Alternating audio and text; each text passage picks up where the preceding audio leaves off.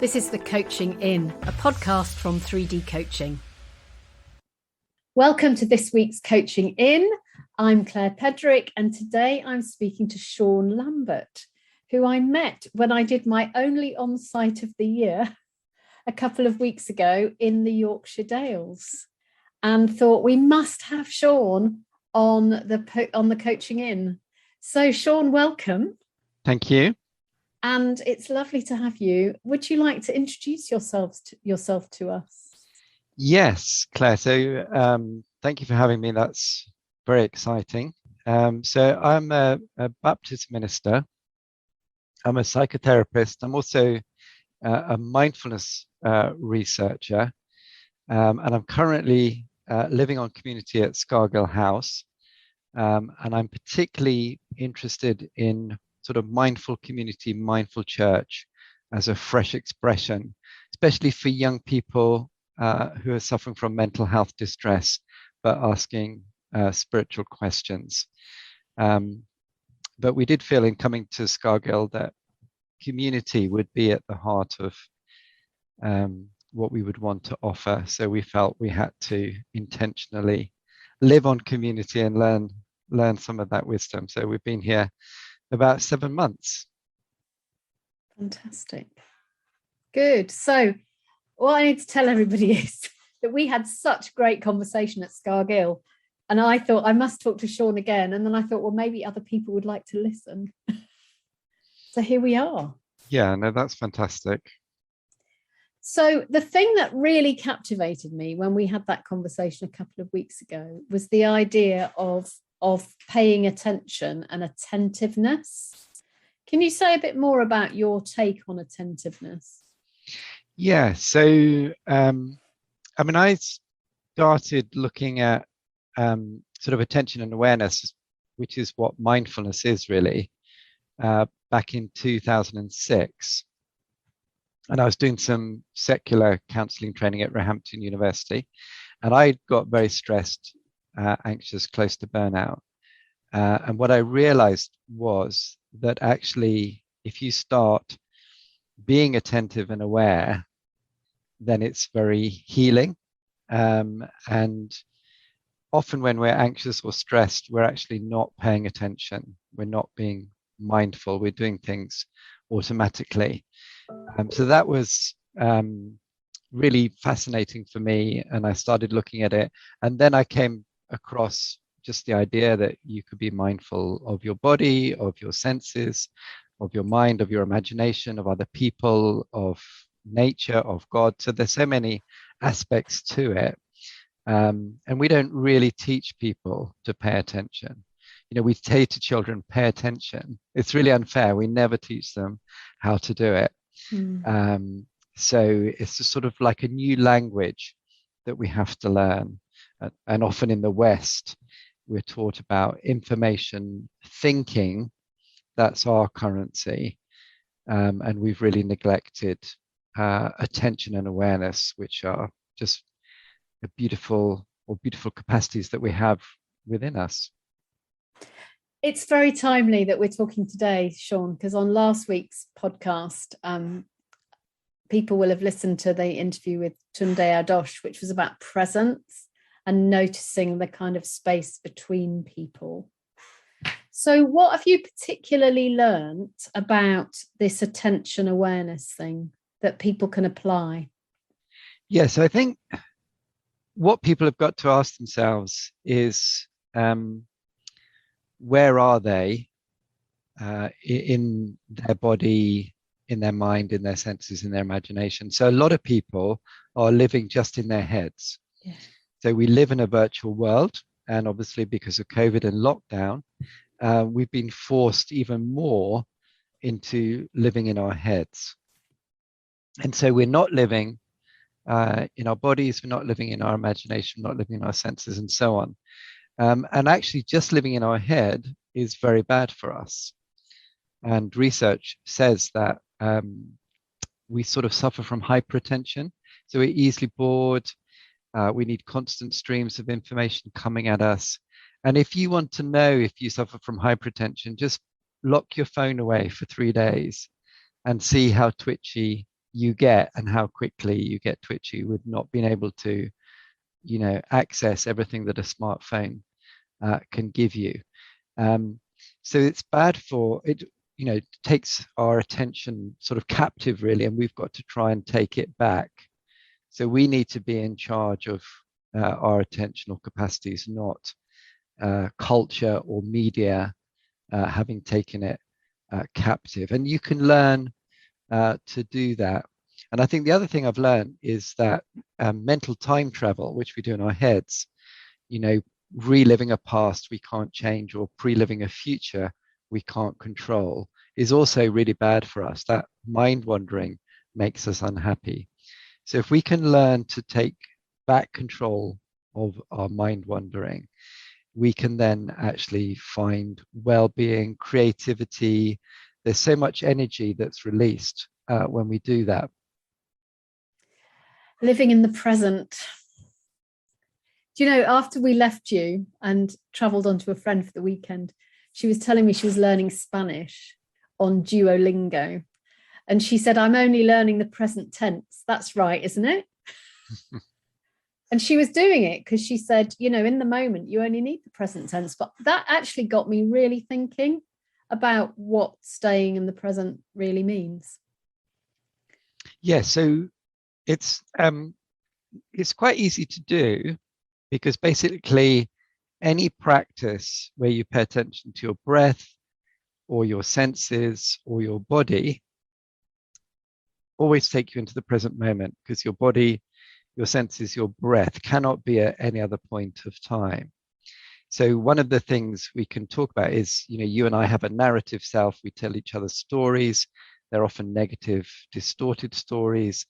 And we don't realize we've got this body, these senses, which is our experiential self.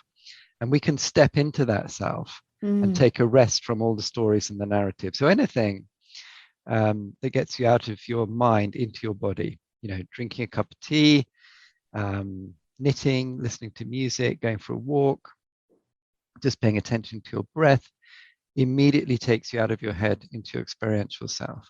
And that's very good for us. And that's always in the present moment. The trouble is that it's a bit like the candle you put on a child's birthday cake. They blow it out and it relights. So immediately we go back to mind wandering. And so we have a muscle of attention that we can learn to exercise. And behind every practice is this muscle of attention, which is quite easy to learn, but just needs practice to get it sort of fit, really. And you've been exploring mindfulness from a faith perspective. So I'm just interested, what's unique about that or different from the kind of, is it the Headspace app? Yeah. So secular mindfulness Headspace app is really popular, millions of people using it, and it's very good for our well-being. And so, even from a faith perspective, as human beings, we're very fragile. We should use secular mindfulness. But I came across a phrase from a 5th century Greek bishop who'd pioneered a sort of early contemplative prayer called the Jesus Prayer. And he talked about mindfulness of God. Now, secular mindfulness doesn't talk about mindfulness of God. So that's a distinctive from my perspective. But we're actually using the same capacities. And when we do that, and when we're attentive, then actually we're actually more aware of God's presence, if you like. And C.S. Lewis wrote about this in the Screwtape Letters, Letters of a Senior Devil to a Junior Devil, where C.S. Lewis says that the present moment is the point at which time touches eternity. So there's another dimension here when we're in the present moment. It's easier for us to get in touch with God. When we're doing our mental time travel, reliving the past, pre-living the future, it's much harder for us to be aware of what God wants to do. Because we're all over the place. We're all over the place. Yeah, absolutely. Yeah. Any point of time, and we have these often negative, distorted stories we tell ourselves. So we have to learn to catch them, notice them, let them go. But I think it's the release of energy and creativity when we start using this muscle of attention. So you might focus your attention on chocolate. People are good at that. But even with chocolate, your mind will wander. And you have a lovely capacity called meta-awareness. So one part of your mind can notice that another part of your mind has wandered. But it could take a while. Some people's mind wanders for days, but we notice that our mind has wandered, what it has wandered to, and we direct it back. Our minds will wander again. We notice it, we direct it back. And as we do that, we learn to switch attention, which is an important capacity. We learn to sustain attention. And what we're looking to move towards is deep attention. And that's something that Jesus, for example, would have modeled for us. He paid deep attention to people, and often other people thought unimportant. So that's a great capacity in whatever sphere we are involved in, to be able to be deeply attentive in an undistracted way to other people. Starting with being deeply attentive to ourselves. Yeah. And I think it's interesting, a lot of what's going on inside us is out of our awareness. So people have different, it might be 90% that we're not aware of. It might be 95%. The real skeptics think we're only aware of 1% of what's going on. So we often get caught out by what's going on out of our awareness. So the more attentive and aware we are, the less likely we're going to get caught by our automatic reactions. So, people know how to press our buttons, and we get into conflict and immediately we withdraw, we flare up. And that's our automatic reaction. And we can learn to catch that in the moment and decide to do something differently, to choose a wiser response. Thank you, Shaun. Lots to think about there. And it just does go so beautifully with last week's podcast. I'm just really interested about mindfulness and young people and mental health, because actually there's also talk in the coaching sphere about how do we support young people. What are you noticing? Yeah, so we've got Claire and I have got 2 student age children. We've been working a lot with students, and I think there's so much mental health distress around, whether it's anxiety, whether it's depression, whether it's just fear about the future, a lack of a sense of hope. We're living in a world where it's very difficult to know whether you can buy a home. Rents are sky high. Getting a job is difficult. There's a very uncertain world in which we live in. And I think because they live in such a media saturated world as well, we've got climate change conference coming up. There's research about eco-anxiety. Has the earth got a future? And I think COVID and lockdown has amplified, magnified these distresses, if you like. It's and I think it's really important to be compassionate and not to judge. And often people think, well, they can't be very resilient, but actually they are resilient. They've got amazing energy and creativity. I think they're just living in a very difficult time. And I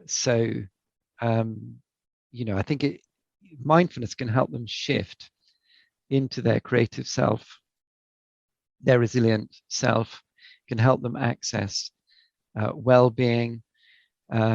So that's my heart, is because I believe in them. I think something can be done.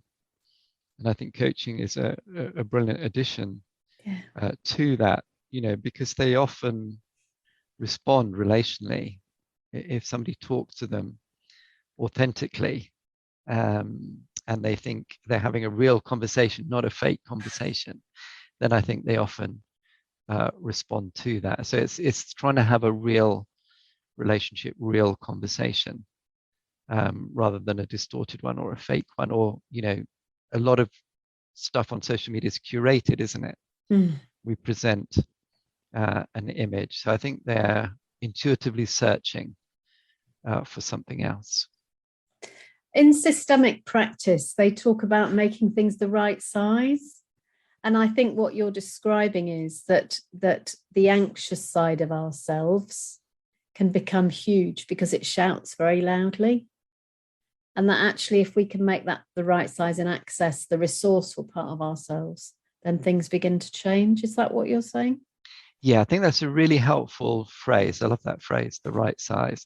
So what mindfulness research would say is that actually our capacities to see, to perceive, they're distorted, they're negative, they're biased. And actually what mindfulness enables us to do is to see clearly, and actually to see things the right size, to see reality as it is, not as we imagine it to be. So yes, anxiety casts a big shadow.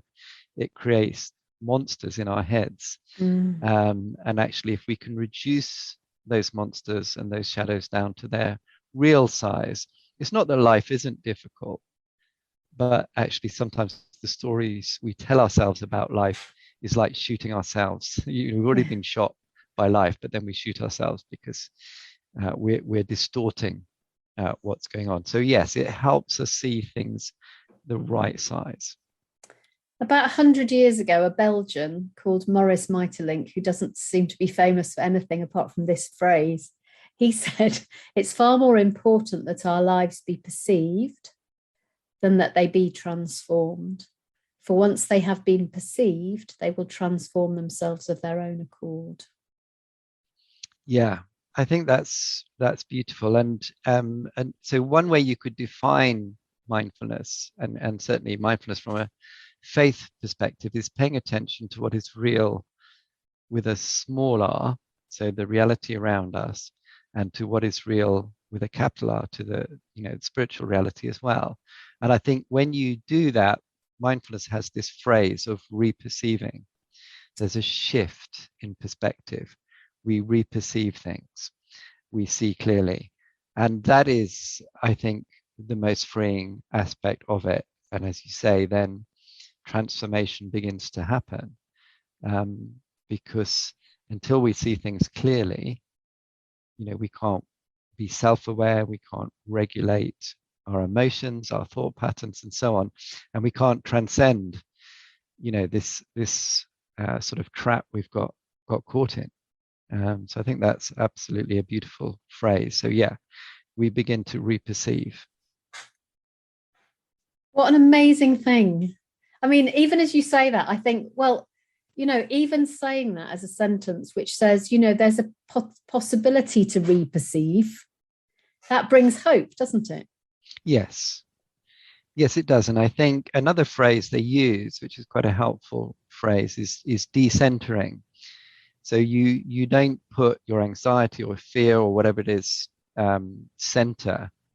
You're not a victim of that.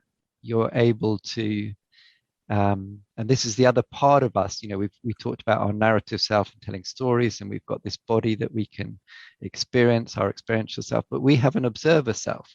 So we can observe our narrative self, we can observe our feelings and bodily sensations, and that decenters the narrative self. It decenters the anxiety, and so we become a witness of our thoughts and feelings, not a victim of them. And I think that's a really important thing to do, because we often become our thoughts and feelings. An anxious train of thought will come into our mind, into the train station of our mind, and we'll go off on that train rather than just saying, oh, look, the anxious train has come in. I've noticed it. I'm going to let it go. I'm going to get back to what I'm doing. So I think, this idea, am I my thoughts and feelings? Are you your thoughts and feelings? Is an important question to ask. And very often people think they are their thoughts and feelings, but actually they're much bigger than them. They're part of us, but we can decenter from them, defuse from them, notice them, let them go. So that's an important part of what's going on as well. Decentering enables us to reperceive everything in a new light. And reperceiving has so many possibilities, doesn't it? I've got in my head we've got a conversation coming up with somebody who works with very disempowered women. And she and I have been having conversations over time about how does coaching work when people actually don't have options. But what I'm hearing in what you're saying, Shaun, is that reperceiving brings its own sense of possibility, even if the actual physical, practical options don't change. Yes.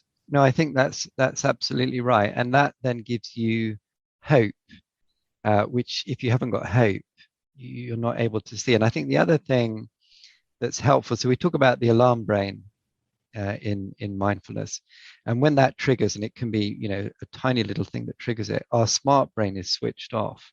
And so we live in this little tiny room in our head that's the fear-based room. And if we can switch that off and turn our smart brain back on, which mindfulness does, then suddenly we're inhabiting a much bigger space. So I'm in a room which has like 8 windows, and a lot of the time the curtains are drawn on all the windows on our life. But mindfulness can begin to open the curtains so we can look out different windows. And, you know, it's not denying that reality can be very difficult. But when we begin to inhabit a bigger space and open the windows, then opportunities sort of begin to emerge. We begin to think differently. Wow. I love how simply you describe it. It's not difficult mindfulness. It's remembering to do it. And it's like anything, it's daily commitment and practice. So you have to intentionally do it. That's sort of part of the definition of it. And you have to work on your capacity to be attentive. But also the other thing you have to work on is your own judgmental attitudes. You know, so we're often our own worst critic. You know, our own thoughts can bring us down quicker than any enemy. So if we can learn to be compassionate towards our own self and less judgmental, again, we're not having the inner critic telling us we can't do things. So a lot of us, I think Brené Brown, who's a social researcher, says we carry creativity scars. You know, we were told as children, you can't paint, you can't write, you can't do poetry, you can't do this. And so we never try to be creative. But I think actually we're moving into an age of creativity, and all of us have that capacity. So, and it's the most joyous thing in the world when you help someone access their creativity. And mindfulness is very linked to our capacity to be creative. Yeah. If you're willing to share, you don't have to. I'm really interested. What's been the biggest difference for you in this journey? Yeah, I think that's a really good question. So yes, I've been working 38 years. So 2006, you know, I had this very stressful time. And since then, I'm not saying life has always been easy. And there are times, you know, that I've been splinched by life, you know, had bites taken out of me. But I think just being able to access my creativity, to actually believe in myself, you know, in a realistic way, I think that's very helpful. And then actually noticing other people more, because obviously, again, when we're anxious or in our fearful self, we're not seeing very much of the world or other people. And I think when the fear goes, and mindfulness helps reduce all of that, then suddenly again, you see the possibilities, you see the beauty, you see the wonder, you see the fragility, but there's an energy that's waiting to be released. And this phrase I came across from this bishop, you know, mindfulness of God, it actually rang me like a bell, and I just was filled with this energy that's never gone. Wow. So I think I do believe that there's a creative project waiting for everybody, and that they have this creative part of themselves, which if they can access, or somebody like a coach can call out, or an otherwise person, then suddenly you are living life in its fullness. You're living life as it's meant to be lived. And I can't think there's anything more beautiful. So I think it's our capacity to be attentive and aware that enables that to emerge. You've made me think about a book by a guy called William Damon called The Path to Purpose. And in it, he talks about how do we find purpose, and it's particularly about young people. And he said that we find purpose by reaching for something outside of us. We make meaning for reaching for something outside of us. And then he makes a really interesting comment, and he said that's where scientific research and religion agree, because the scientific research says that it's about finding meaning that's beyond us, that's connecting to something bigger. Yeah, I think that's really helpful. And I got a friend called Steven Sylvester, wrote a book called Detoxing Your Ego. And there's this research in sort of sport that if you can do it without ego, you perform better. So if you have a higher purpose, then actually the ego doesn't get in the way. And I think that's really important for anything that we do. If we can sort of get rid of our ego to some extent and do things for a higher purpose, not just to bless ourselves, but to bless the world or other people, then I think you discover something that's much bigger and actually enables you to be fulfilled in a way that you wouldn't be if it was all about your ego. So I think they have a phrase in this that he who thinks about winning loses. So, if you're serving for Wimbledon and suddenly you think about winning, your serve goes to pot, so you have to be able to not think about the end goal. You just have to enjoy the process, I think. But if you can have this higher purpose and do it for other reasons than just for yourself, then I think something amazing happens. That's amazing. Because I was teaching a class this morning about trust. And one of the things that I was sharing with them is that our coaching professional body says that mastery in this work that we do is where the coach trusts the process more than they trust themselves. And that's what you're describing there, isn't it? Yeah. Yeah. And I think, they call it different things, don't they? But like the idea of flow. When you're in the process of flow, then like in sporting terms, you see the tennis ball like a football. And I think we have these beautiful capacities within us. And fear, anxiety takes us out of flow, and mindfulness helps us get back into flow. And once we've experienced it, I think we just want to experience it again, whatever we're doing. And mastery can be in anything, can't it? Absolutely. Because it feels like you're a master of mindfulness and yet a beginner. Yes, that's right. In the same way that people say I'm a master of coaching and yet I'm a beginner.